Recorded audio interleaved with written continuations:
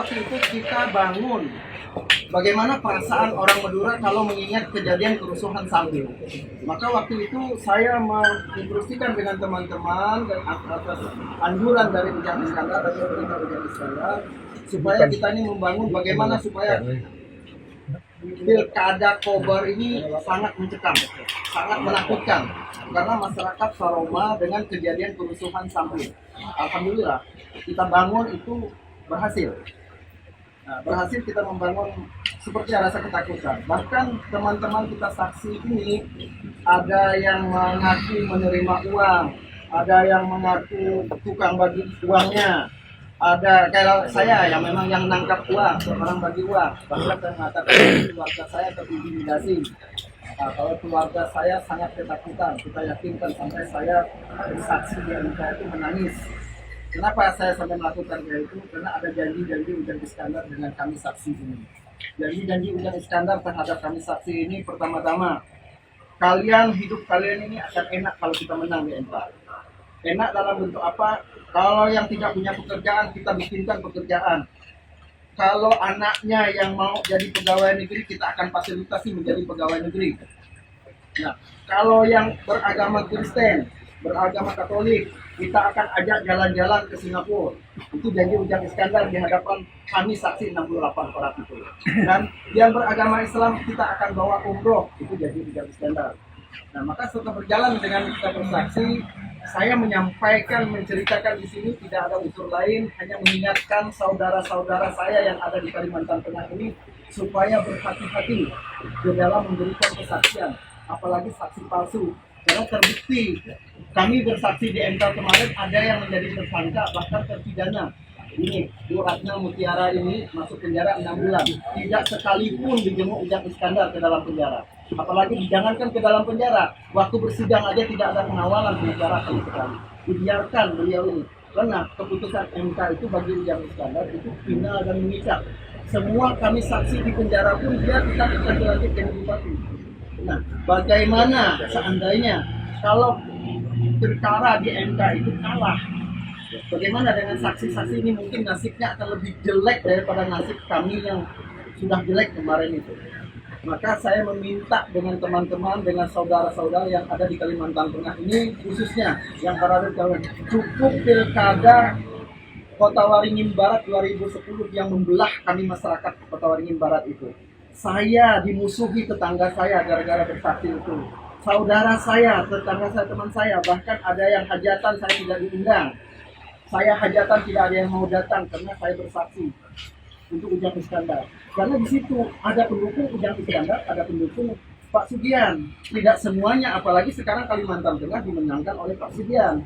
Kalau teman-teman saudara-saudara dibawa ke sana, dihitung ulang lah, berpikir ulang, apalagi janji-janji Pak Ujang Iskandar itu luar biasa manis terhadap kami. Tapi nyatanya, ini anak Bu Ratna ini orangnya yang Ratna Mutiara itu. Beliau ini di penjara selama 5 bulan. Punya ibu sudah tua, umur kalau tidak salah itu 80 tahun. Beliau ini masuk penjara, anak beliau ini bekerja di perusahaan sawit sebagai asisten. Mengundurkan diri untuk memelihara ibu beliau ini. Nah, setelah dipelihara, Pak Ujang dilantik jadi bupati, saya dengan Bu Ratna ini datang menghadap Pak Ujang Iskandar. Pak, tolonglah anak beliau ini, karena beliau ini mengundurkan diri dari perusahaan, tolong dibantu. Saya minta dengan Pak Ujang bukan dibantu jadi pegawai negeri, enggak. Carikan perusahaan mana yang bisa menampung anak. Alhamdulillah diterima kerja anak Bu Ratna, tapi jadi pembantu di rumah Pak Ujang Iskandar. Jadi pembantu Pak, tukang buka tutup pintu rumahnya itu. Bu Ratna ini pernah datang ke rumah saya nangis-nangis.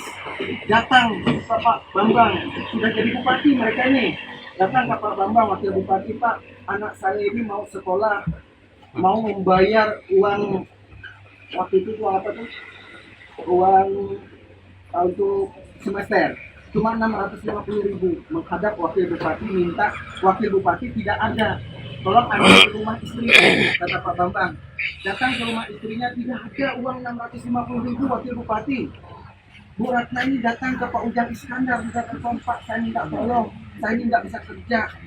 Datang ke rumah Pak Ujang, datang ke rumah Pak Ujang itu, kaca mobilnya aja nggak dibuka, boraknya ini begini-begini, ngelambai-lambai di depan pintu itu.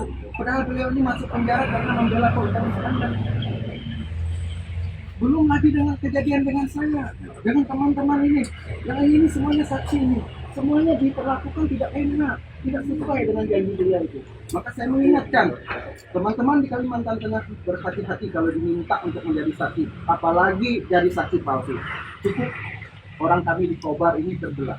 Orang kami ini yang menjadi korban pilkada. Jangan sampai teman-teman yang lain lagi mengalami. Cukup kami dan keluarga gitu. Cukup mertua saya sampai hari ini kena setrum gara-gara istrinya ikut bersaksi di MK, sampai hari ini tidak bisa saya bawa, sampai jual kebun, sampai nggak punya apa-apa kami ini dimusuhin kemarin itu dulu. Bu Ratna ini 2-3 tahun nggak ditegur sama tetangganya. Beliau ini guru ngaji, tapi gara-gara membela Ujang Iskandar di MK. Sementara di desa dia itu mutlak menang, Pak Sugiat itu semuanya orang-orang pendukung Pak Sugiat. Beliau ini dimusuhin. Bahkan yang melaporkan beliau ini siapa? Warga desa itu sendiri. Nah, kita tidak mau teman-teman di Kalimantan Tengah ini nasibnya sama. Ini nasibnya sama. Jujur Pak, kalau kepingin tahu siapa Ujang Iskandar, waktu itu teman-teman ini pulang dari Jakarta setelah taksi, pulang dari Jakarta itu mereka ini naik kapal dari Semarang, Jakarta Semarang. Saya ditahan sama Pak Ujang itu, nanti dulu main pulang.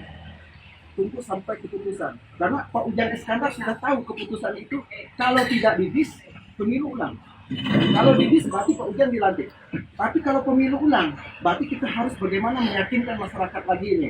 Men, kalau kamu sampai pemilu ulang, bongkar pasar Pangkalan Banteng. Saya siap bersaksi di pengadilan, bahkan di hadapan Tuhan saya siap bersaksi. Saya pernah diperintahkan Ujang Iskandar itu membakar pasar Pangkalan Banteng itu. Kalau sampai pemilu ulang. Nanti aku datang kata Ujang Iskandar sebagai bupati, ingin membantu masyarakat yang terbakar itu. Maka saya pulang lewat Banjarmasin. Saya mengumpulkan teman-teman di Banjarmasin itu untuk membersihkan untuk pembakaran itu. Tetapi karena pemilunya didis Pak Sugian, maka itu tidak jadi. Berjalan lagi Pak, saya bercerita lagi nih, bagaimana setelah Ujang Iskandar dilantik. Nah ini saya menceritakan bagaimana seharusnya kami ini enak, kami nyaman. Tapi nyatanya ini ada yang kerja sampai jual motor, sampai ada yang jual kebun, tidak pernah diperhatikan, bahkan di telepon tidak pernah ngangkat.